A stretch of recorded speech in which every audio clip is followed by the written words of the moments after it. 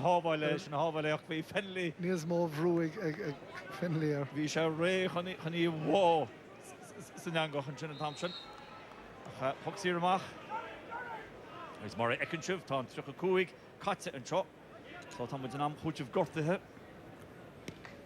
Beidir go meach rá nó méid mar sin, yes, tá me ceart rá nó méid a bheitán. Ceantar búilte Jonathan Glynn i Riáil, titan sí an lech. Lagland amach sin ag JJ, Páirí Breithnií fána tamód. Breithnií a bóla bú skippaí, Fuibrós, Breithnií a bóla go donna. Agus tá...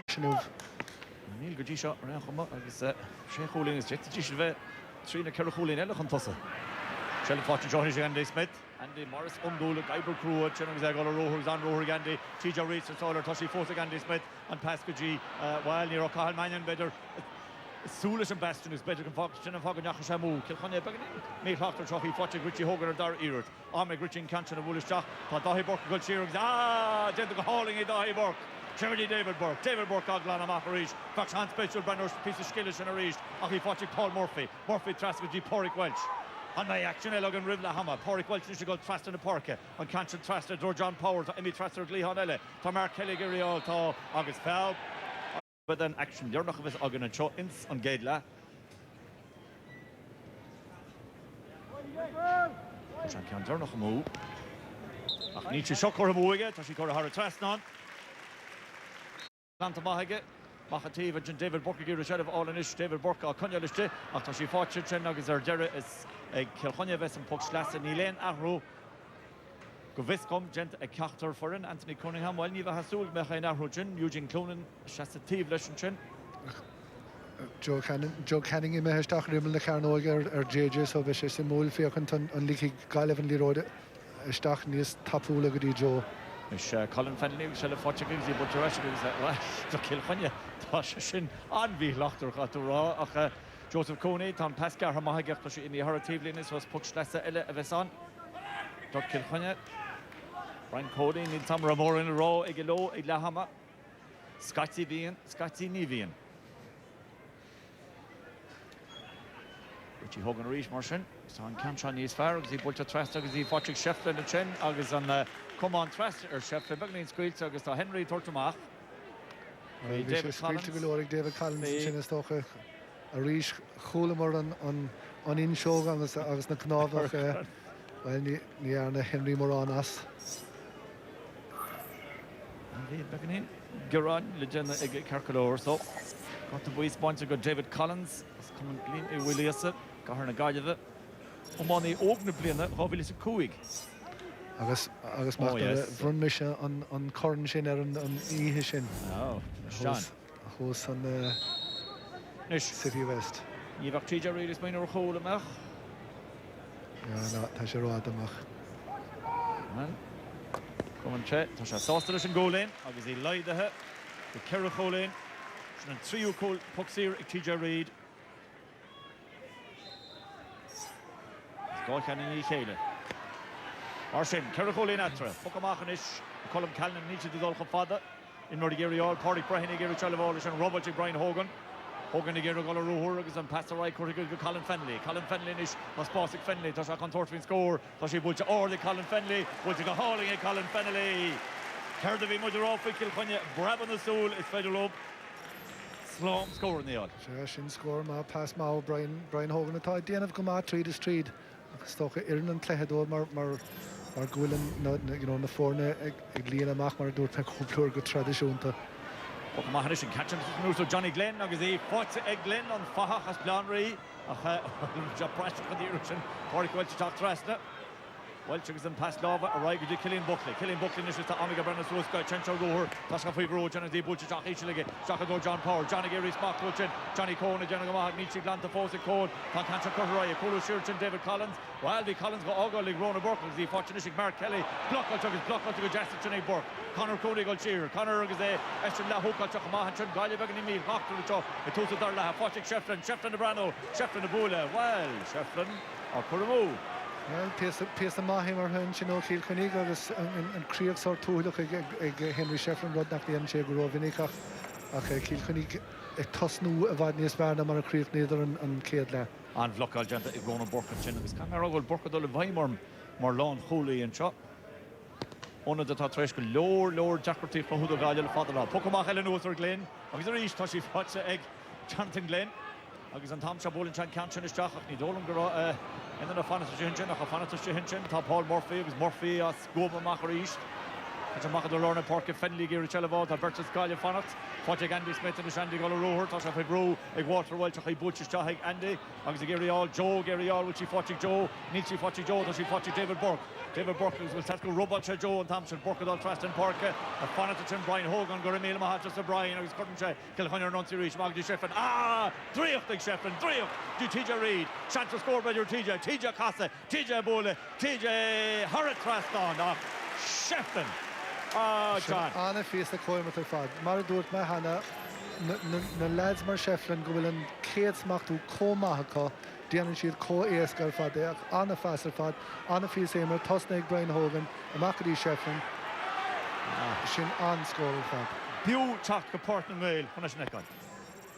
Into her father was reached, Fechan simply, Pocamacha reached, Butcher was Jacker de Gallia, Pori Brahini, Shigur Chelabot, Tashi Fotchi Brahini, will not cost a halo, or Richie Hogan, Tashic Brahini, she can't Butcher hitting a lot of clay, which he Butcher Trust on Neil, Tashi stop here, hey, go on Murphy, Janagawa, Huggins Murphy, Tatamach, Tips on the Parker, Aiden Hart, Tashi Fotchi, TJ Reid, roll out of the Aiden Hart, Norvin and Leroy Tenair, August Foul, Gentle, or TJ Reid. Stop now. One of the Galia Bedr Medjus Swino John Imrod or TJ Reid, Margol Aiden Hart all back in Dakar a love shot. Ní réon dá fao sin tá Brian Hogan as TJ Reid tena chur mór go leor chuir an Shane ó méad atá a gcuin den dara leise agus Brian Hogan a leir dúileann sin ag bhrí sé. Wish be chance like Porrick Brahini and Champion Grow chance in a fight against Neil Enridin Ignish James McGrath all the shockers are allowed to Colin Fennelly August le Andy Smith ba August Cortaboy sponsor Ege Don Mert August Feta Colin very hina machs come Makashini Chaver Marshan Boy the Colin Fennelly Boy the Andy Smith Pucks here at Richie Hogan. He's Sheen's puck to Sheen Mela Hole and Camchan Brushes. Colin Fenley Giriardo, which he fought Sheffin, Tasha Robertson Chin, there was a Tatamaka Chin, Emmert on a Harkeen and Chin. I think Robert Rash because they fought Michael Fenley and Camchan at Titchman Mela Hole can counter to Torrance Chin. No, the John Power at Torrance. Rinne, Johnny Cohn, Goma, Hashan Ford. Hasher, Anna Fiasimar to Colin Michael Fenley and Orshin is talking sin on a foul on John Johnny Cohn Ní mission ré tormach dara sé ní raibh Moran atras dócha Sean go raibh Conor Coney and Chin well for some bullets off through Chin Michael Fenley fortunately TJ Reid a four bullets off through Jonathan Glenn Rashford Killian Buckley Killian a goal sheer a Johannes Brian Kennedy before Brian and Slitter Nia, no Generation Brian. So she fought a rash again with a Glantamaga Mahige. Just a going yellow reach. It's Jock and was Mark Kelly, Giruchelva, foul, gentle Mark Kelly and Chen. August V, Nidola Gulain Cash Free. So Ronan Burke Gargon, Nidola Gulain Push Argon again. No, Neil. Agus Kadisha Mardut Meta Kilkenny if Vadni is found a Marabeder, then couldn't is more stock than Kedla. Well, Tashin is TJ Reid on Berna Alaido with the Canis Low, Girach Maraharda, Acha Ur, Toast and Play in the corner van the Galioch and Kenig Lahama, Niroshi Tofadach and Keen, it was near Vada, or Kilhunna Rash. Shohanish, Jeshik TJ, Agassi, Tivishit, and Goila or Yesh. Holy no one at Anish. When we end out free now, again the veil shall be in the fray in Ochter, because I was more a vine to a go and score in concentration, you know, either again Derek if I rock and found that goal in small score. Jonathan Glennie here of all Niall Burke. Niall Burke Emmy has a glyph of Gamor, the Tamil Nose in more and Gentiga, and Canchan Emmy Harris Puck Slasse was on as Nagalia Vives and Puck Slasse. Is Dokaji Joe Machen and Canchan Woolavader, Neil Nish Fech, Hono Medjug John, or Damship Galia, scored there noch. So Tasha Tautuch Dove Hain score all and trusted Darrella. Tá ní réon dómh sin agus ceir a cúlíonn fight ag Kilkenny go le hána. Aiden Hart to the Treston and Parkers and Canchin Garhamach is Garhamaga hauling Richie Hogan. The Canchin Butcher talking is John Power Gear Shell Ball. Smarty Jessic John, Atasha Foy Bruwichin, Atashi Fochek Shefflin and Pass Trasna. Reached Dahi Workers and Harborg is Visha Harvatota. Workers and Pass Lava Market, Pori Breheny. Breheny Abolish Chaka Skipping is Chaka Dor Joe. Joe Geary Spock, Nichi Fochi Joe, Fochi Brian Kennedy, near on Pass Roint of Kennedy, Harborg, Shefflin, Austin Chenoguli, Tongan Shefflin here, edition Butcher Father, ex Shefflin, Butcher Traston, Shefflin, Poshit Coram. Sin anna fiasa costan tar fad Brian Kennedy agus fiachan sin conas mar a ca Henry on the road sos a raw look Tommy she couldn't score shaw agus an scorer fad. Well, be my raw nach Niall Burks and Emirates agus tá David Glennon took a stock on oits. Agus there a costal to David Glennon is go man is shot. Kayla Corey tifrul of Brian Hogan Margo Lewis David Glennon Vader Nachwell Niall Burke. Can't put the trust Neil Emma got him one she Chellev agus Richie Hogan a Chachton Shaw Golan Fochik Richie Hogan agus the Joseph Coney from Dara an Golan Ussatsa Mahige. Well Golan on a vor Joe Coney and Shinach ach tá cearta go sin Brian Hogan at the end of Scrisson sin ó Laham agus Cafford Denegan le sort. Well, Neil ceap me go Russia mar nistag is Lergul Glennon a Chatamacher and Glihon. And puck slats a butcher Stenish is the Shach agus well a fanach le Shane and Chin Paul Murphy is Tom Murphy Morrison Dul a cousin Kamahan and pass love amach agus Shelley Focha a Karish agus the Chatla Burton and Galway tot Trasna. And then the Mulloch Kale Chin Focha Johnny Cohn David Burke and Neil Morgan David Burke Feckhagan David Burke Fibro and Colin Fenley Burke and Issues Current past year Guji Andy Smith Andy Tortfenero Neil Cole the scorer letter Andy Smith Bridges Reeds White Edge and Dara score Focha Andy Smith agus Kin on total. Well, we end up fishing goal Griff Shin Tastalo on Valley for the shot Hashid Assam and Claire Fadach Andy Smith score on a well better on a Kinona Peckamid on a hawk. Hurricane score take is Shelley Rashid and Galway Reach and Tom Porrick Welch upon it is Porrick Welch by Shasostil and Hronona Ebrunchin Toshi Shell Force Ege when Chan pass Love Ryan Chin or Deno Fowler Captain Major Darno Chin Congo Contavely and Gentle Justice Shell Fochi John Power Nitchka the Spin or John Power Tajelu Tasha TV and pass the shot Chanta Cola Choch Mesha Sauce and goal in Porrick Welch was on and Tasha Sauce and goal in Toshi Power Maurice. Sin anna fias ar fad ó John Power just come at you dul bhí sé dul go an cool in Liro Trasna was céhigón a céhigón ach an lechúlaí Padraig Welsh. Well, Colleen score take Porrick Welsh Rivenyo agus an ish shaking Fochig Stratton Blian Roberts and British is go Hallin to Chinnigandy Smith Padilla Connor Coney. Il Connor Feckhagan and Eritz Kane as the Dar Latasha Vivro Chantasha Hokal take Richie Hogan Focherasha Connor Coney and Cancha Butcherstock each leg Michael Fenley Cora Porrick Welch a Colo Shearing is Welch a Chach the Shach of false Chach the Gliffa and pass the Shach of Shefflin well another Zanov Shefflin and Jenna Button Yakin to Ashen Rovinica coaching Jen Button and a point rating Shane but contrast to Dor Glennon so then Kate Africa Glennon because he's scooping my hurricane in a chain Jamin Curley who's an order on or no Nilachan Kuiger Caddy Amo I should be Brando or Cliffa Lachanish Straha no Dermot Nis Terne by Cliffa Ella it'll come that Flores to Redorn to she Bulch Joe to she Ord to she made a goal Traston Bulching David Burke what a free to be me or Carter Tashi Thomas Nimmers by Jessica Gunnisnekel Reef Focha Colin Fenley across the Balachwanish Wilman John Coley Nekel the Colin Fenley Tashi Bulch Ordick Fenley Tashi Bulch Ara Traston John Classic Kerry Jetoro Ruddy Marshin Marshin Casson Clehe you know Anna Canter Fad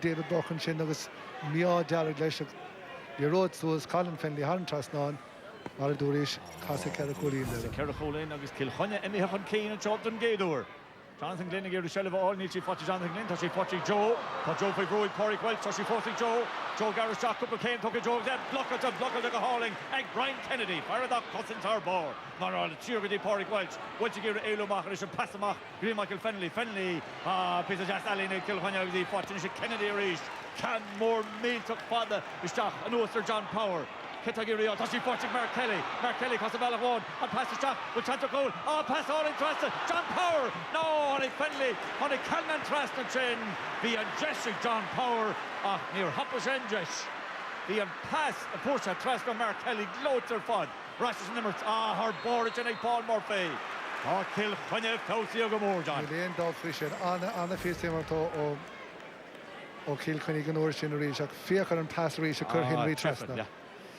Anna ní réon dá le Colin Callan an bhain hánig sé bhéar teacht amach go tapig an sinach. Ba cheartta na scóráte. Ní réon dá frisin. Like, you know, is led ógé John Power ach níle a smachtú go maith nuomhanéach. Oh, chances on húcáil gente. What tá húcáil feice agan. Agus an húcáil sin agus é gente ag Dara Burke is é íontach. Watching see David Burke. David Burke faoi bhrú. A Cillian Fennelly an a thurbáir atá be Chantal a bidrí David Burke. Tá sí orlaí David Burke in is ar a Dara iirecht. Agus é húcáil a rééis ag Fennelly. Agus é fáte ag Brian Hogan. Hebí cardúrú lo seo ag le hama. Tá se gaibbrú. Brian Kennedy inis. Can more no for TJ Reid. Tá Collins on. Tá Aidan Hart on fáte TJ Reid. Tá se roll loidir the Hearts in air. Fáte TJ. Castan Jabellachón. Illigéiri TJ. Can Easton Trasta. Yes. Well, fáte Joseph Cooney. Jettum sin bheith goit in áta matí fáte Mark Kelly ó droch lana Jenny Joseph Cooney. Henry Glacklers and Montanas. Henry Ord. Henry. Oh, we're even up with Clay. Shocking Kuramoo. An immer a bhad níos fearr ar fad sa Dara lethón an dáir an inis ní réon dó faoi sin hosna Kilkenny gan hapaig go galibh teachtar eiste cléach an ceann sin socha an scuilt ar fad ó Joseph Cooney agus don armí ceart ar fáid ag Henry Shefflinach just chur Henry beganín ar clé.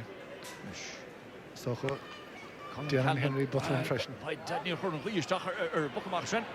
Sí machchan sin agus ag ggéire seilemh ála sin is Pádraig Breheny. Pádraig Breheny called to Rubbelteg, Cillian Buckley tackles Stock more to Glyphil Tamanus, pass all in Stock Henry. Henry for Collins, well Collins in the fowler. Well, Chapmeg Rock and Merog, Collins has Chen forward, the Gary Chelevall is initial pucks here a Makaton Chen. Yeah, it's talking about Henry Love, Listen Lee Road and Dalav, Soka Holland and Townshend, no Mark Kelly. Mark Kelly Rohoster, no, Neil. She knew the hall is talking Crochet Love and Lee Road. Henry and Dalav. Well, at Revisha, in Carby Merog Road, Collins is in a fowler. Fiachan Chanish. Ah, yes, Crochet Love, yeah, run Chang. Crochet Love, Listen Lee Road. Cannon at Chatamacht. My first, it's in a macht, don't make Lahama, John. He became on cool and show his Dolan Gostashen and Cliff Marvin cool on. Come on, was Jonathan Glenn of all, that she British sheets, that she fought JJ. Dream, William fought JJ and Chen, because on Chellev fought Cathal Mannion again got past chas, could he, okay, can you row the again, to reached. Later, Dr. Speculation, a coloration. Verkshe, yeah, near Vokshe Moran, and 3 car coaches. Ah, yeah, Hokshe. And Chini. Agus ní heicfáid sin gur hála sé cótha topic sonnach in Kenny Carter and James McGrath Kenny Carter ní léon dul faoi sin. Céim na bega ach céim na mar san hain. Machlis ó Canmore gan fáte John Power on Cole. Scoring John Power. Vimero go mac Cole an Kinnach is the Kilkenny Town Cole. Agus rí sé stocha cosú leis an chance ná thóg David Burke an sin an count sin Hog an lad in Cosh game, puck Sarah John Power agus Módíreach. Módíreach, ní léon dul faoi sin. Críoch úntaach, ní bhíon chance in éachra Colin Callan. No, bhí Johnny Cohen and Chenny Russia agus Nash, well, Kilkenny can Tarrance Low, Jenny should come in sinna, ní bhín si softal cool, bhín si the gear couple cool in a lálach an Thompson, Richie Hogan agus Sirnay Richie Hogan. Well, tá sé rán rud céanna leis gur thóg sé nómad Cosh game agus is socha tá lán Cosh game beag ag Richie Hogan freshness ní fear an a bhóra. Mr. Warner Constant, Splitter. Keen, so, Dahi Burke. Ní Hogan. She búlta ag Dahi to she sé méile húil a chen agus ébal she fáte Paul Murphy. Paul Murphy gur Chellev all a chen agus Clibbert in Nordy she han the rockin' is ekins much on much get to Chatamacht and Rocket Chatamacht and Ocean Conor Coney Haragol and Conor Coney Jenna come on score Conor Coney agus talked in the Galway Ouija score. Ní léon dul faoi sin sean táchtach as an céad score eile beidir freisin nó. Agus tá on the yellow chatteach a Galway. Damien Hayes a chatteach agus Pádraig Breheny chatteach as a chatteach a Kilkenny. Tá Lester Ryan. Pádraig Breheny ar an Lee Road go minic just bhí an aim siú sort líg sé síos an uair míle an dul faoi sin. Walter Walsh wants amach ag chun le seochagan na cóla ríist an. Anna bhreithir fad ó John Power. Bhí Johnny Coney ag a cá an lírad. Anna cosú le na Grahar Ritchie. Yeah, tá an pass machbúltin is TJ Reid ar sell of all. Tá sí fáti TJ Chen, TJ Zhubi, Killian Buckley, began on Campson and Woola Harvey Skipway, Wunchi Shen Hara Trastan. Shen score into the Killian Buckley. A Wusha Bullet, Tristan Schlitter and Woola, Bhí Michelana from Schlitter, Camera, the Akamaker the Hordajan. No, and Yakami Shachan there is. Oh, Honey Shirstach now. Bui. No, Bui, yeah. Ní smó ná sin, like Honey Shirstach Lishan Gulen, Goody a ground, Nina Venrod ní smó ná sin on. Just Honey Shirstach Dianach, Lena Gulen. Yeah, Bui, sponsor, go Jonathan Glynn. Agus a jetach lad níos lú to Woola, John. No, Dianach ní den dófri sin is far more láidere. Nish. Ach Anna scoring sin fight ag Killian Buckley. Bhí Cahrú second an Schlitter sin Woola ná bheachre blockailte. Agus gente ganis tá James McGrath lauert le Colin Calnan. An ceirtá sé rális, tá sé chuisteach. Tá go ráige leis mu lauert sin muir. Chuine cúpla blian ó hen nach dal bhíán Carnóg agus lads ag siúla amach an Garnóga tugann tá pocan amach agus an é sin nachhfuil sé Ó ben nachhfuil an cólín dernach a bin é? Nachhfuil sé tuairt an cólín dernach. No, tá sé an cólín cadathe. Brandon ar na scór beidir gur began in Colin Cannon to give a job on Weary and sin Rampama. Pukamachnish an author Jonathan Glynn, which he fought Jonathan Neal, Tarrant Fonda Talon, Brian Hogan is Soccer Shock Master Gliffa and Johnson Darrella. David Collins the Fondatus Ganson, Toshi fought David Collins, but the Russia hook also. Dieborg is just a lower and Gary Canson, British East, David Burke, Joe Canning, Corey, Johnny Moran, but Joe Feck again in our rewritten show. Brian Hogan and Chin Fivru, Peter Vecchio Jones, David Glennon, well, the foul enter David Glennon and Chin, or come on, he fought Kilkenny Ernon to reach Nish and Ross, Joe Johnny Cohen, John Power, no John, Cohen needs fair Tom Chuck, Cohen and Jennifer Mahachin, the Genta Mahaga, Bucci Costor, is Kilkenny best read Nish Hawkins and Puxlas, the Bucci Scripping, go hauling a G Fenley, TJ Reid, Bucci and Tivley in a Trija, well, Burrua, Mark. Galore, stocha Tarlíon or dí seo. Nish. Ceir cólín at trúga fóliach, fuilach am a Fanta and Jogan, fehan omid na marsin. Mach Bulchin sin agus well, Michael Finley gur sell ball, Nietzsche fought Michael Finley after Killian Buckley to Rollett. Tá me se harba tóca le Buckley Joe. At ma harba tóca le Dahi Borkama. Johnny Glenn and Jenna Gama Hatchin.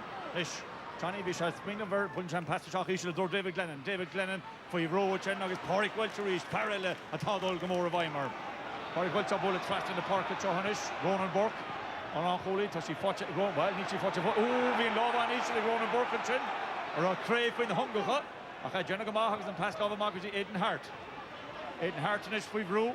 Put the traffic with Joseph Coney is shot the lower and is August and Cancer Corroy, David Burke, right, Cancer reached Paul Murphy, Yurichel of all Chin, David Glennon on, knocked Brian Hogan on, Austin Channel, Goalie Moore, Neil Tuckle Lahna, and Cancer and Titchimish, Ronan Burke, or Homan Targi Shear, David Collins, the Jenagama, Visha Kudulish, Collins, Gentaga hauling again, mock throw, and Teve was the fortune Damien Hayes. Shun the head after Dogger Damien, Cruncha Can, she's a Teve, a throw Cahill Mannion, Neon Cahali, for Shigo Ramach, Brian Kennedy, Books Lester Reeve. Tashi Bultiga, Cahill Mannion, we can find in a goal, Watching Mannion goes fast to draw. Conor Coney, or because Conor Coney, Hara Trust now. Well, Rodnach Garley, Novin, and John, Coston Kilkenny in a goal. Yeah, a fair play to Cahill Mannion, Kappas Grave Shed Cartiga on the road of Bule, Fenigor score. The Akshay Temple, August Cunning Shake, Conor Coney, Nero Hair of Ishach, Krifnik Shep Heshkele. Vi mishe begin roll la hole le mohodama zenomet ta fantan jogging or no is ni fe shall fought Joseph Coney reach Joseph Gzeb who called to chin tasha for ru agus in the hard table in a Colum Cannon agus Concha Can Harva ord Tichamanos give of all the channel was the fought Mahi Conor Coney abolish tachan chin tashi fought Joe fought an lucky Joe the gear Elo Chen and pass away. Just to guys, Sean Chantonish. Look at it to reach. August and Shinta. Brian Kennedy reached. Tá Kennedy tris échtaí ana a lína lámhfuil Kilkenny. Can't the British is Johnny Cohen at the mark. Johnny Cohen Johnny Mahanis tá. Níl deirle se fó David Burke smacht to the Hurling. Burke is pulling and can't skip. She's no of David Glennon. Watch Glennon tá Gira Elu. Watch Will Fell enter Glennon and Paul Murphy. Tá nimmer to down at the right. Tá Murphy Jehan tá Brian Hogan on. Tá she watch Hogan to chat mach and chin. And pass over actually Porrick Welch. Porrick Welch to chuck trust in the Porke. Pulling and can't trust in North Shefflin. Tá Collins freshly routine ligging in stach. By Collins sauce the illigan amach heart at Tavlina. Pucks less of us under the Galway. Kennedy reached. On a flicker fadach, you know, Gahar is a darila, conic more black oil, conic more hook oil, conic more flicks, conic more on a quid, cousin to on a efok Dr. Fad. Pucks an itchy bullchag is Henry Osmachto, Henry stocks the lower, watch a Gucci Hogan, Janty. Oh, hook oil like Johnny Cohen, Avi Kenano. Yeah, the camera, Clifford, Tanyavuk, Omoniachta and shot. Colm Callan the chapter book marks Fos came with Drago like heads Gorilla on the Tauch can't British she's at Conor Cooney so she fought Kevin Hines and pass the stock David Glennon is he fought David Glennon David Gira cost a heart to chin which a thresh the stocks is not in sports on he put the tries to get drop here to chin David Glennon Camero a better which he fought Rashke Neil so she fought Michael Fenley nach roch a hefe took the veen go hondo la Harnoy Omani in the bliana couple of better remember the soul hecht more meat to boy goni and can't butch to get trust in North Shefflin the Girial Kinta Hurling Shefflin come on David Collins and Chen Shandavar Hele Margot and Europe in fact Michael Fenley and Nurrit stock nach Moran Immerheg Goody Sean Leona Skita getting Shell all Damien Hayes the Shen which he fought Damien Tor dar ears she caught Damien who skip Kane as the shot of Marcus Lester Ryan Lab local to Chen Michael Fenley Girial fought Rashid Lester Ryan Reach Neil fought Conor Coney touch Haring is here Chuck Kinta at Coney forced to go to Roherness she fought Coney at Trasta Conny Shell Shimbagan in row the Vader which he fought and she fought Cahan Mannion Haring is here and past here Chazzy David Burke and his Burke Hurrit Traston while Squeal James McGrath in the Mertz. Well, Squeal Chin is to talk about the stuff Rev and Cartigan or create make sure let's score up nearly end out Grev Tanigi a come on a Hokshin and Buntash though was creating shell score so no she'd got you 4 and score Ellison Keelan shall go holding it on a 4 and ish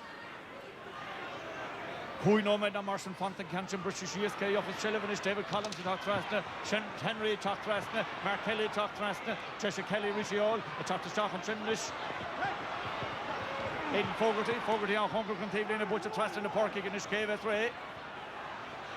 At the end of the jazz because he fought Shefflin by Carcamak score Joy Shefflin Kate on his fire Kerris Colin fought Shefflin and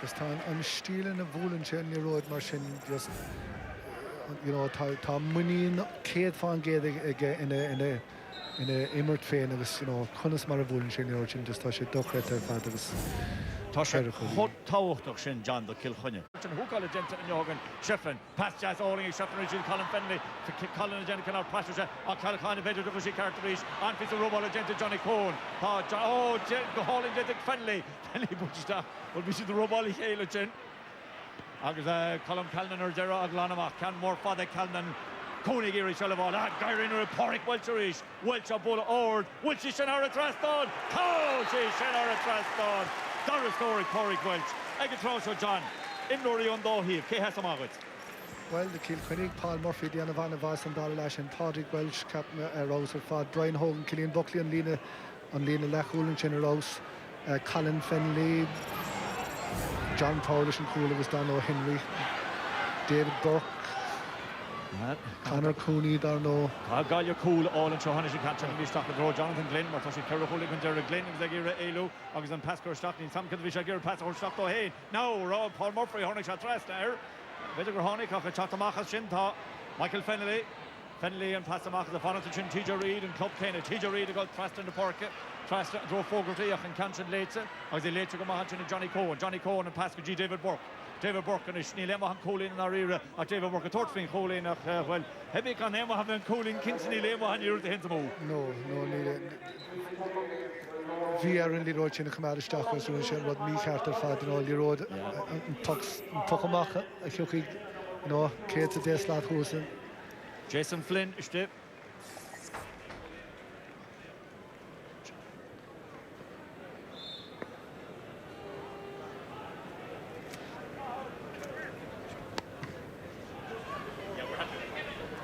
Puckamach Marshin, agus, well, Tashi British Shies and Ishigiru Shelval, Mark Kelly, Chata Machin, Joseph Cooney, Tatra Jimmers, Magdi, Damien Hayes, Damien, Can Tradition, Jetta Roglana, Jill Kilhunyan, Damien Hayes, Brian Kennedy, Chuck Trash, Rishas, Tamara, Latvi Kennedy, Ian Tuxa Gowney, and Passage, the Porrick Welch, Colin Porrick Welch, Shellef, Tashi Potarashi, David Burke, Nish, David Burke, Kashan, Kamshan, Awula, Tui Joe, Tata Mach, Lord Fast, Tashi Potter, Jonathan Glenn carrying his share, sure on the top pucks there on.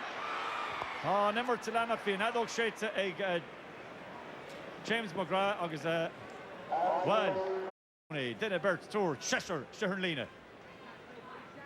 Usha Cool, Bunilimni of Foxiers, Monte Carro Canish, Shogam Promenche, Bolin Chagas, he's so much, Tashi both on, and the Tatamachin, Agus Shane, the Hern, Shane Chance to be, Henry the Lantamachin, Kilhanya, Campson, Scopamach, and Ishigir, Chelliv, all. As he shouldn't be sheer, David Collins, the Kulu Shear. David Oglana Machanish, past Chassie, David Collins, the Machador, David Burke. David Burke got British Shear, Stohane. David Burke passed all in David Burke, passing with Damien Hayes. Nilen Wahan Cooling, Kahashid Cooler, Damien, Galore Kamana, August Erdera, James McGrath, Roger, Hot Damien, and Schlitter Shears. August, once we shone lay into Ben O'Connor, the Unwahigish and the John. Celtic James, you know, on a face rhetoric they didn't James. So Erdera, Leachna Himmerhe, John. Well, Pádraig Welch, Kilkenny, Capas, you know, Mark Hooley, Deganania, in the Coolaha, and made Amosa in the Tossa, Pádraig Welch, Anna Vahan over Cossant, agus Gá Cooley fight to get concurrelation Cossant Untukshin. Shellef, Kevin Hines, with Joe Canning, Pressure by Kilkenny Brass, to Joe Ekalamohuncha. Joe, non more on the other.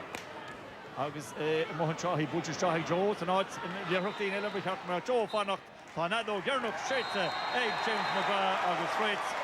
Anna Hostel and a chud Kainte, agus a chud Immerha and so Tranon, and you have Pádraig Welch, Tagach and Larting. Pádraig, congratulations, I suppose, in the first instance, through to a league final in the fortnight.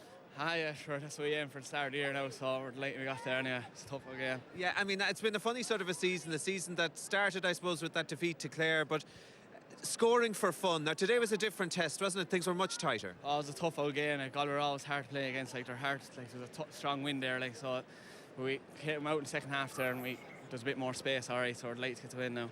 Okay, we won't be anxious to give that jersey back to Tommy anytime soon. Oh no, he'll be trying his best though. All right, it's a. All right, okay. Well, there's two Leachna Himmer, agus Cahalmore and Shola. In the league final, and all of that has a fairly familiar ring to it.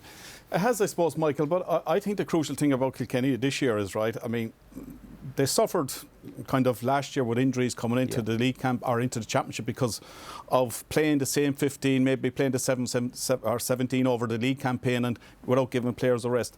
This time round, he needed to find new players in Kilkenny, and they certainly have come up with the likes of Brian Kennedy, the Pádraig Walshes, the John Powers of this world. And what they have done is they've put serious competition back into Kilkenny hurling again. Yeah, today Galway missed a few chances in the first half, playing with the wind, but there was only one team in the second half, and that was Kilkenny. And I suppose, I mean, the great enigma about Galway continues, and you know, I know they were missing Fergal Moore and Litanian today. I thought defensively they coped quite well. They only allowed Kilkenny in for one goal, but it's up front again. To me, they lost their way completely. And the scenario of Joe Canning again, where's his best position? And I just kind of look at Kilkenny and you look at Henry Shefflin and they say, Shefflin, let you go in corner forward there and kind of move in between the corner forward position, the half forward line, pick up a couple of the breaking ball and get your scores. And I think they need to do something like that with Joe. I mean, he came back today, he hadn't played for a while. They put him straight in full forward. No ball went into him. He got one ball, I think, in the first half. And you've Jonathan Glynn, to me, isn't a corner forward. He's a central man, and maybe put him in full forward and let Joe Canning work off of that position and the breaks. We, as I said to Tomas, Brendan, you know, this is familiar territory for Kilkenny being in the league final. From a Galway point of view, and just to pick up on what Tomas was saying there, I suppose they're probably no different to where they were last year, in the sense they made the league semi-final last year and then came to a stop with that. So what will they have learned out of the league campaign? I think they've learned that they're going to have to, I suppose, have some kind of a game plan that's going to bring Joe into it. Today was around the fringe of the game all day. Like Kilkenny will have Henry, like Tomas said, floating around the place, getting him involved. I found it unusual coming from Portumna, where he was playing around the middle of the field. He was involved in everything. He was a role model out around the middle. You know, to be put inside corner forward, full forward, you know, with Jonathan Glynn, kind of it all seemed to get very bunched. In the finish, he came out the field all right, but really the game was over at that stage. So I think Anthony Cunningham will have to get that bit more movement into his forwards to allow space for Joe to run onto as well, and that's something they're going to have to work on the coming weeks for Championship. OK, that's it from the Galway point of view. Let's come back to Kilkenny, Tomás. You perceive a change in style on this Kilkenny team just simply because of the change of players and personnel, or is Cody taking a different approach? I just think maybe the game has evolved, Michael, and maybe in the past when they looked at it, right, the long clearances out of defence, the Holy Mary shots down the field or the Hail Mary shots down the field weren't working for them. This time round you see Killian Buckley, who was superb today, his distribution, a short ball out to Henry Shefflin and straight over the bar, and he is kind of waiting for that to happen. Here you see John Power winning a ball, hand pass across to Michael Fennelly. Here you see Michael Fennelly in the pass, left hand straight over the bar. He likes to go across the field to Conor Fennelly, and it's about ball to hand, retaining possession, not giving away stupid chances like that. And again in the second half here, look, it's a crossfield ball. There's Brian Hogan coming off. Look at the touch from Shefflin. Look at this, the awareness inside, and TJ Reid straight over the bar. They're opening up play. I mean, we hadn't seen so much of the high ball into the square. We see shorter puck outs, and I think we see a lot more movement from Kilkenny. Well, again, ball coming out. Who's out here on the left hand side on his own? This is what I spoke to about Joe Canning. Finding himself in that position. You have Henry, who was inside the full forward line, but suddenly finds himself out there. And I just think it's a shift. I'm not saying they're gone down and following what Davy Fitzgerald is doing in Clare. Far from it. But they are looking at a possession game, retaining possession, and actually taking better options than maybe they have in the last couple of months. OK, Brendan, I want to take you back again to Galway, and just to pick up on a point that you two lads were making a moment ago. You know, for years Galway had some fabulous forwards and were a bit suspect at the back. What we've seen maybe this year in the league has been